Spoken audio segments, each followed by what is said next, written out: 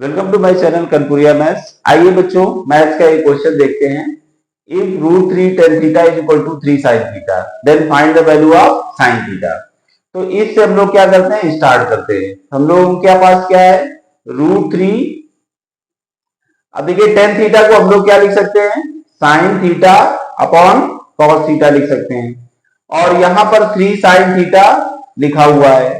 अब देखिए sin theta से sin थीटा ये क्या हो जाएगा, कैंसिल हो जाएगा। cos थीटा ऊपर चला जाएगा, 3 नीचे आ जाएगा, तो रूट 3 अपॉन में क्या हो गया 3। अब ये cos थीटा ऊपर चला जाएगा, तो यहां पर क्या बचेगा, cos थीटा बचेगा।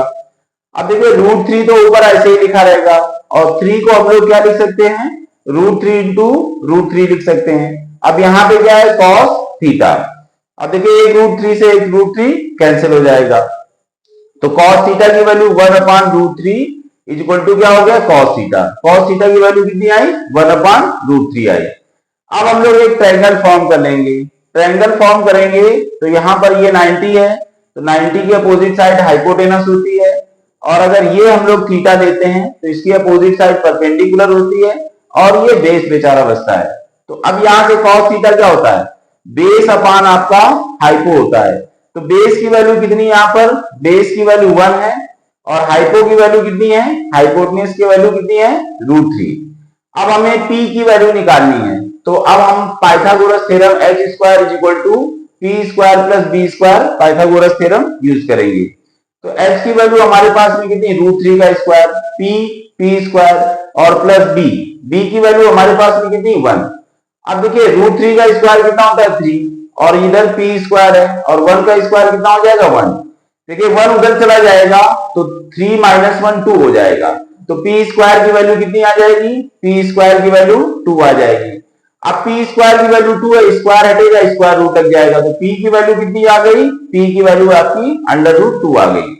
तो p की वैल्यू यहां पर हम लोग क्या निकाल लेंगे, अंडर रूट 2 निकाल लेंगे। अब इसके बाद हमें किसकी वैल्यू निकालनी है, साइन थीटा। तो साइन थीटा की वैल्यू क्या होती है, परपेंडिकुलर अपॉन हाइपोटेनस। तो परपेंडिकुलर रूट 3 है, और हाइपोटेनस क्या है, परपेंडिकुलर रूट 2 है, हाइपोटेनस रूट 3 है। तो साइन थीटा की वैल्यू यहां पर कितनी आ जाएगी, परपेंडिकुलर कितना है, रूट 2, और हाइपोटेनस कितना है, रूट 3। तो इस तरह से हमारा ये क्वेश्चन सॉल्व हो जाएगा। देखिए ये सब बोर्ड एग्जाम में पूछे गए क्वेश्चंस हैं।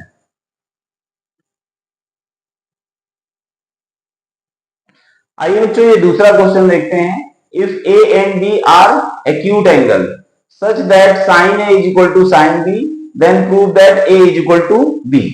अब देखिए यहां पर क्या है, ए और बी एक्यूट एंगल है। तो सबसे पहले हम लोग यहां पर एक ट्रायंगल फॉर्म करेंगे।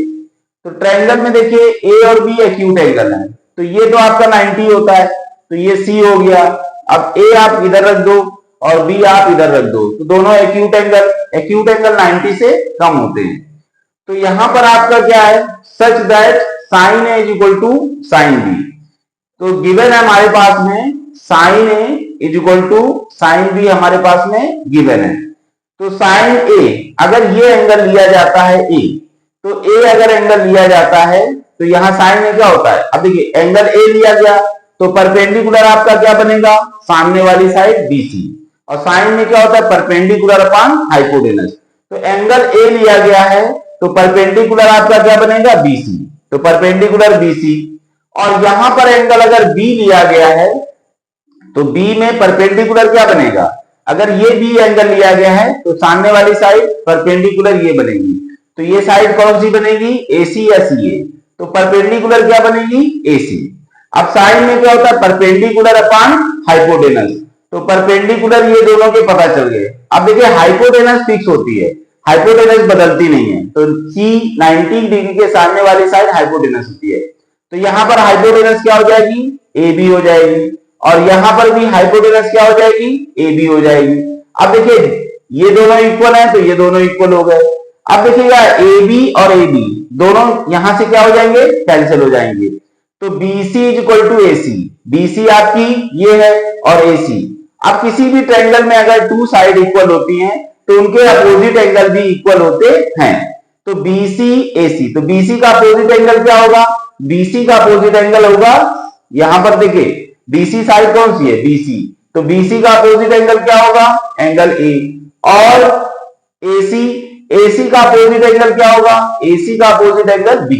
तो angle A is equal to B। तो इस तरह के क्वेश्चन अगर आते हैं, ये काफी इंपॉर्टेंट क्वेश्चन है, बोर्ड एग्जाम में पूछे जाते हैं। तो इस तरह के क्वेश्चन हम लोग ऐसे करते हैं। बस इसमें क्या होता है कि इस एंगल और इस एंगल को देखा जाता है। टर्निंग पॉइंट क्या है? A और B।